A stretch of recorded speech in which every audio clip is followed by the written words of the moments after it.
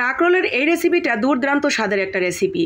গরম ভাত সামান্য একটু লবণ ছিটিয়ে মেখে নিয়ে পাশে 2 পিস কাঁকরোল ভাজা, আর কিচ্ছু লাগবে না। পরাণ ভরে তৃপ্তি সহকারে ভাত খেয়ে উঠে যেতে পারবেন। প্রথমবার খাওয়ার পরেই এটার প্রেমে পড়ে যাবেন, আর যাকেই খাওয়াবেন সেই কিন্তু আপনার হাতের এই কাঁকরোল ভাজা খাওয়ার জন্য আবার বায়না ধরে বসবে। এতটাই মজার এবং টেস্টি। তো প্রথমেই আমাদের যেটা লাগবে সেটা হলো কাঁকরোল।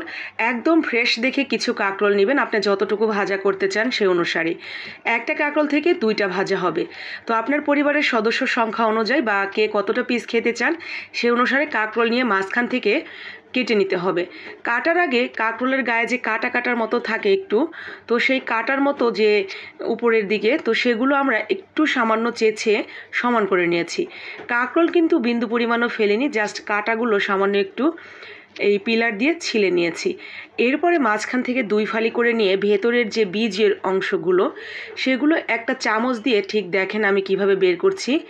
এই কাঁকরোলটা একটু বেশি শক্তপোক্ত, মানে একটু বাড়তি হয়ে গেছে, যার কারণে ভেতরের বীজটা বের করতে একটু ঝামেলা হলো।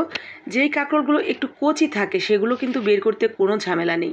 তো ঠিক এইভাবে বের করে নেওয়ার পর এখন এই বীজগুলো কি করব, ফেলে দিব? আরে না রে বাপু, একদমই না। কাঁকরোলের এই মাঝখানের যে বীজের অংশ, এটাতে প্রচুর পরিমাণে ভিটামিন এবং মিনারেলসে ভরপুর। তো এটা তো কোনোভাবেই ফেলবো না, আর এটা খেতেও দুর্দান্ত লাগে। তো আমরা কি করব, এই ভেতরের শ্বাসটুকু বেটে নেব, একদম মিহি করে বেটে নেব।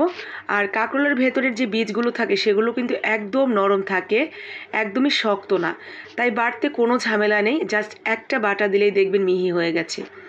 এর সাথে আমি আরও যা দিচ্ছি, এখানে কয়েকটা ছোট ছোট চিংড়ি মাছ, কাঁচামরিচ ঝাল অনুসারে, আর দিয়েছি 2টা পেঁয়াজ। তো অল্প একটু চিংড়ি মাছ দিলে এর স্বাদ যে কী লেভেলের হবে সেটা তো অবশ্যই বুঝতে পারছেন, কারণ যে কোনো কিছুতেই চিংড়ি যোগ করলে সেটার স্বাদ কিন্তু দ্বিগুণ হয়ে যায়। আর কাঁকরোলের সাথে চিংড়ি মাছটা খুব সুন্দর যায়। তো অল্প কয়েকটা চিংড়ি মাছ দিয়ে সুন্দর করে আমি বেটে নিলাম কাঁচামরিচ পেঁয়াজ দিয়ে। বাটা হয়ে গেছে, তুলে নিচ্ছি একটা প্লেটে। এরপরে এখানে আমি যেটা দিয়েছি সেটা হলো একটু মুসুরির ডাল বাটা। মুসুরির ডালটা আমার আগে থেকেই বেটে রাখা ফ্রিজে ছিল, তো এই জন্য আজকে আর নতুন করে বাটিনি, সেই মুসুরির ডাল বাটা দিয়ে দিয়েছি।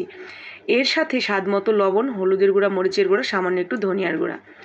এর সাথে কোনোভাবেই জিরার গুঁড়া দিবেন না, তাহলে ওই যে চিংড়ি মাছটা দিলাম সেটার টেস্ট কিন্তু পাবেন না। জিরার ঘ্রাণে চিংড়ির ঘ্রাণটা একেবারে কমে যাবে। তো সুন্দর করে মেখে নিয়েছি। এরপরে আমরা যে কাঁকরোলগুলো প্রথমেই রেডি করে রেখেছিলাম, জাস্ট একটু লবণ ছিটিয়ে নিয়ে আমরা দিয়ে দিব সেই পুরগুলো। তো মাঝখানে ঠিক এইভাবে সুন্দর করে ভরে নিয়েছি সবগুলো। একটু ধনিয়া পাতা দেওয়া যেত ওই ব্যাটারের মধ্যে, তো আমার হাতের কাছে নেই তাই দিলাম না, থাকলে আপনারা একটু ধনিয়া পাতা যোগ করে দেবেন। এরপর আর কিচ্ছু করার নেই, জাস্ট গরম তেলের মধ্যে দিয়ে এগুলো ভেজে নিতে হবে। এক পাশ হয়ে গেলে পুরোপুরি তারপর ওই পাশে দিবেন, মানে জয়েন্ট হয়ে গেলে। জয়েন্ট হওয়ার আগেই কিন্তু এটা ঘোরাতে যাবেন না, তাহলে দেখা গেছে নিচ দিয়ে পড়ে যাবে খুলে। তো একটু লাল লাল হয়ে আসলে ঘুরান দিলে আর দেখবেন এটা খুলে যাবে না, যেহেতু ডাল বাটা, চিংড়ি বাটা এগুলো দেওয়া আছে, তো সেগুলোতেই বাইন্ডিংয়ের কাজ হয়ে গেছে। তো সুন্দর করে এপাশ ওপাশ করে আমরা নেড়ে চেড়ে খুব সুন্দর করে লাল লাল করে ভেজে তুলে নেব। এত সুন্দর একটা স্মেল আসছে না, যদি ফেসবুকে ঘ্রাণ শোনানো যেত তাহলে হয়তো আপনারা বুঝতে পারতেন যে আসলে এটা কতটা সুন্দর একটা ঘ্রাণ আর খেতে কি ভালো লাগবে। তো যারা বুঝতে পারছেন যে এটা খেতে আসলেই দুর্দান্ত লাগবে তারা বাসায় একদিন ট্রাই করবেন। আর যারা বুঝতে পারছেন না যে ভালো লাগবে কি লাগবে না, তারাও বানাবেন, কারণ না বানালে বুঝবেন কি করে। তো এই তো দেখতেই পাচ্ছেন এটা ভেতর থেকে কিন্তু একদম নরম তুলতুলে সিদ্ধ হয়ে গেছে। উপরের দিকটা ভীষণ ক্রিসপি, ভেতর থেকে নরম। ভালো লাগলে বানিয়ে নেবেন। সবাইকে দেখার জন্য লাইক, কমেন্ট, শেয়ার করে দিবেন।